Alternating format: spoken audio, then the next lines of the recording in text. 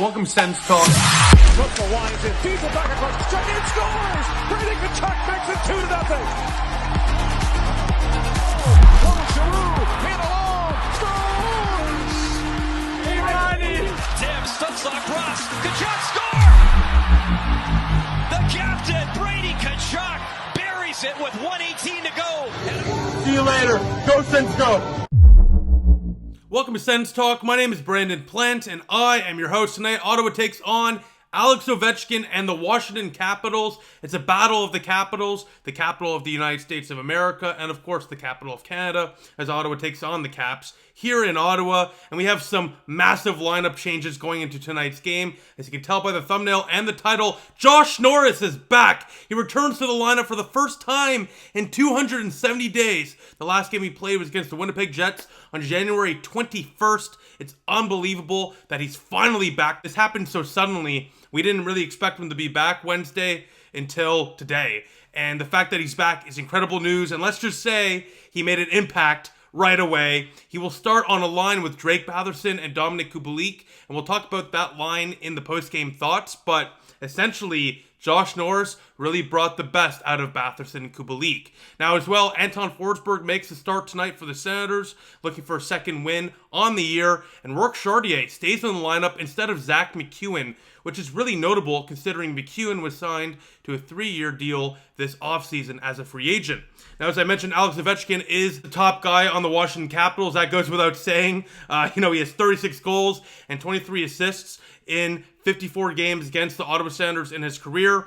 Big test tonight to keep him at bay and to give Ottawa a chance to win. And as well, Darcy Kemper starts at net for the Washington Capitals tonight as Ottawa looks to win 3 in a row. So let's get to it, to the first period of play. Ottawa is cooking, and just 5 minutes in, the Ottawa Senators will strike. It's Vladimir Tarasenko. He finishes off a beautiful pass from Ridley Gregg as the Sens lead 1-0. A nice pass here from Ridley Gregg, who's been great in the first few games of the year, and Vladimir Tarasenko again scores. He makes it 1-0 Senators. And, what's really interesting is Ottawa would lead 1-0 early on in the first period of play, but the Capitals easily were the better team in the first period of play. As they led the shots 8-3, they were dominating. Anton Forsberg was truly forced to make some big stops in that first period of play, and he kept Ottawa in it and allowed Ottawa to take the lead. Ottawa, by the way, has scored the first goal in all 4 games this year, and they're looking to win 3 out of 4 if they finish off this game with a W.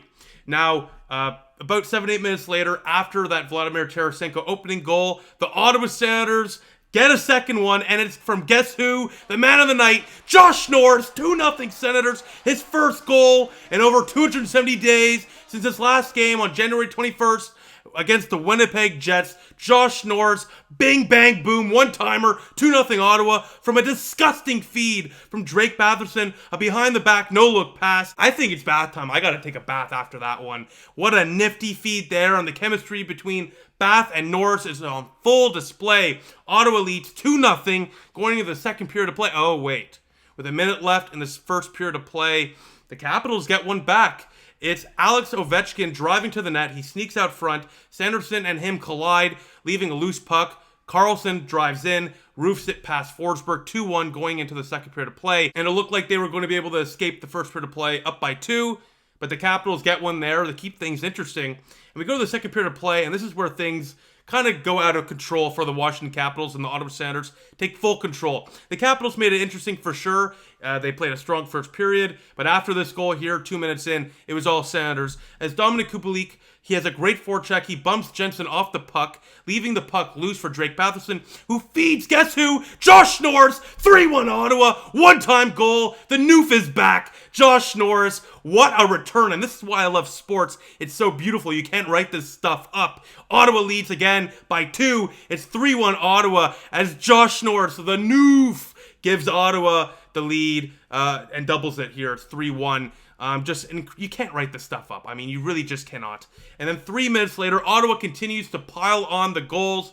After Jake Sanderson is dancing around the zone, in the offensive zone, he feeds Artem Zub, who takes a line drive slap shot, 4-1 Ottawa, bar in. Artem Zub, my goodness, what a clap bomb. And this year, the blue line has contributed so much offense. Look, last year, Ottawa, their blue line was one of the worst offensive producing blue lines in the National Hockey League. That has been the complete different story here in Ottawa this year. And Artem Zub continues the offense from the blue line. Jake Sanderson helps him get that goal by feeding him the puck and dominating the offensive zone. Ottawa is all over the Washington Capitals. It's 4-1. Well, guess what? We move on with a few minutes left in the second period of play. Let's make it 5-1. Tom Chabot, another defender, getting in on the offense. A nice little toe drag to Claude Giroux. G-Money deposits the check. 5-1 Senators. A nice goal there for Claude Giroux. And the Senators are going into the third period of play up by 4. It's 5-1. That goal was reviewed for offside. Honestly, I thought it was going to be called offside. But if you look at the angles that the refs have, the overhead camera looked to show that it was likely offside, but not for sure. And the blue line camera that the refs have, it was really inconclusive. They eventually ruled that Tkachuk's skate was over the blue line as Norris entered the zone. And I kind of agree, not with the fact that he was definitely onside or offside. I agree with the fact that it was not a conclusive call to make. The call on the ice was a goal. You have to keep it as that call if it's not conclusive. It wasn't. So the Senators, thankfully, get the goal and lead by 4. It's 5-1 going to the third period of play. And Artem Zub, who had that 4-1 goal, unfortunately, early on in the third period of play, takes a puck to the ear, falls down on the ice, stays down for a few minutes, skates off under his own pressure, but does leave the game, does not return. He goes to the locker room. And I'm going to check right now. I'm recording this literally right after the game, but I don't believe... Yeah, so we just got the update here, and it's no update. There's no update on Artem Zub just yet, which means they're definitely going to do some testing, which is not a good sign. Hopefully, everything comes back, in a positive direction for Ottawa, and Artem Zub, doesn't have a significant injury, because that would be a massive loss for Ottawa's defensive core. But more importantly, I just hope he's okay. I mean, taking a puck to the ear, that has to hurt. So hopefully Artem Zub is doing okay. But later on, with about 8 minutes left in the game, the offense from the blue line just keeps on coming. Jake Sanderson off a face-off takes the open ice through the middle of the offensive zone and makes no mistake about it. Rips one bar in. Ottawa and their blue liners are ripping shots bar in. 6-1 Senators. Jake Sanderson, his second goal of the season. This guy has obviously improved his, shot. He worked on it during the offseason. It is so crisp. It's so elite. This guy's going to win multiple Norrises. Mark my words, that contract we signed to him is already a steal and already going to be one of the best in the National Hockey League by far. The fact that we have Tim Stützle and Jake Sanderson on, frankly, really, really good contracts, especially compared to other guys around the league, is such a home run for the Ottawa Senators, especially for a long-term type of commitment there with the two players. And the fact we got Stützle and Sanderson 3rd and 5th in 2020, it's just mind-boggling. These two players are cornerstone pieces. They are the leaders and the future on the offense and the defense. And my goodness, 6-1 Sens as Ottawa wins it 6-1 over the Washington Capitals. They absolutely dominated this game. And the Sens are now 3-1-0 for the first time since 2016-2017. It's the first time they've started 3-1-0 since then. And if you don't know, just letting you know, 2016-2017 was when the Ottawa Senators went all the way to the Eastern Conference Finals and were a goal away from going to the Stanley Cup Final. Now, I'm not saying that's going to be us this year. What I am saying is that's definitely a good comparable to have. 3 wins out of your first 4 games. That is a fantastic start. We all spoke about it before the year begun, the importance of a great start. So far, so good for the Ottawa Senators, especially against Eastern teams like Tampa the other day and Washington today, who will be in the playoff bubble without a doubt come March and April. So that is a massive win for the Ottawa Senators. And it's not just the fact that they're winning, they're dominating when they win. They have outscored opponents 16-5 in the last 3 wins. 16-5. And remember, against Carolina, they put up 3 goals as well. Okay, so this team definitely has no issue scoring. And those goals and those games happen without Josh Norris. Now Norris is back, a 2-goal effort. Pinto's not even here. This team is scary good in the National Hockey League. Better be put on notice. Because I don't know, I don't understand it. I don't know why people keep on doubting the Ottawa Senators as a playoff team. Are you not convinced yet? I mean, my goodness, we didn't have Josh Norris. And now that we do, we look even better, and we still don't have Shane Pinto. I mean, if you're not on the Sens bandwagon, it's time to get on it, because my goodness, this team is a wagon. Mark my words on that. Now, speaking of a wagon, the Ottawa Senators offensive core has been elite at all fronts, but primarily Ridley Gregg, and that line with Tarasenko and Matthew Joseph has been surprisingly spectacular. Ridley Gregg continues to be impressive. He has 3 points in the first 4 games of the season. Vladimir Tarasenko with another multi-point game, including back-to-back games with a goal. Matthew Joseph has gotten points in the last 4 straight. That line has been dominant.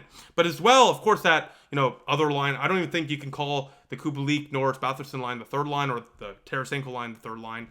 I think everyone's just kind of, playing evenly at this point. They're all so good. But my point simply is you have the Gregg line, you have the Tarasenko line, and that takes a lot of pressure off the Tkachuk line with Stützle and Giroux.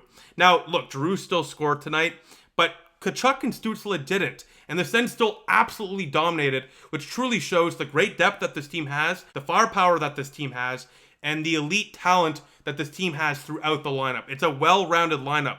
You can throw out literally your first 3 lines, and all of them can play and match up against the first line of the other team. It's a well-rounded team right now, and that's without Shane Pinto in the lineup. Bring him into the fold, and my goodness, this team gets even scarier. But that line there of Tarasenko, Gregg, and Joseph has been tremendously impressive. I had to give them a bit of a shout out there because, my goodness, they are carrying this team right now for sure when it comes to secondary scoring. Now, Chychrun and Chabot tonight looked far better. Chabot, of course, got that assist on the second last goal. But this is noticeably, in my opinion, because Chabot and Chychrun shifted back to their original slots. Chabot is back on his normal side, and that's so necessary. We all saw it the last few games. He looked so uncomfortable on the offside. I'm glad he's back on his normal side. And I think, Chychrun's a great defender as well. He can play on either side, so this won't really have a negative effect on him either. I think this is a necessary move. And like I said in my last few videos, I was never freaking out about Tom Chabot. I was just concerned. But he's too talented to play like that so often. So it's not shocking to me that he's back on his normal side and playing like his normal self. So it was great to see that Chabot was back to his normal self and playing a strong game and producing offensively as well. Now, Anton Forsberg made some important stops early. Was a pretty quiet game for him in the second half of the game. He did ultimately face 24 shots, stopping 23 of them. But once again, early on, made some big stops. Gave Ottawa a good chance to stay in it, especially when the Capitals were dominating. And then eventually Ottawa would be the ones dominating and getting a dominant win. Now, the last thing I want to mention is Josh Norris made Dominic Kubalik and Drake Batherson noticeably better, which isn't shocking, of course. But especially Drake Batherson, their chemistry together is so elite. It's so evident for the moment that they stepped on the ice together during this game. The no-look passes from Drake Batherson on both of those goals to Josh Norris really shows that chemistry, and the fact that he knows where Norris is going to be, and truly shows how Josh Norris isn't just a goal scorer. He makes the players around him that much better because he's truly a great playmaker and he really has good offensive abilities. So having him back into the lineup, really allows us to distribute the offensive abilities evenly in that top 9. And my goodness, I can't say it enough, if you bring Shane Pinto back into the fold, it's still early and I understand that, but this team is dominant right now. And, just adding more talent to the lineup just seems to be a scary idea for all 31 other teams in the National Hockey League. Now, besides that, Ottawa, like I just said, 3 wins in a row. It's officially a winning streak. They're looking to make it 4 wins in a row this Saturday in a spicy matchup. October 21st, Saturday, 1 o'clock Eastern Time. The Detroit Red Wings are back in town, which means, yes, Alex DeBrincat, Meow Man, is back in town. The Boo Birds certainly will be out. That one's going to be interesting, especially since DeBrincat is off to a red-hot start in Detroit. And that one is going to be a fun one to watch. So I can't wait to be there to watch that one with you guys and recapping that one with you guys as well here, of course, at youtube.com/SensTalk. Now, besides that, thank you all for watching. Let me know what you think in the comment section down below. As always, are you fired up about this win? Are you still concerned about Shane Pinto not being back in the fold? How do you feel about Josh Norris? He took a lot of contact today, looks fine, scored 2 goals. It's safe to say he's back and he's good to go. So let me know all your thoughts, of course, in the comment section down below. I'll see you in the next one. Go Sens, go.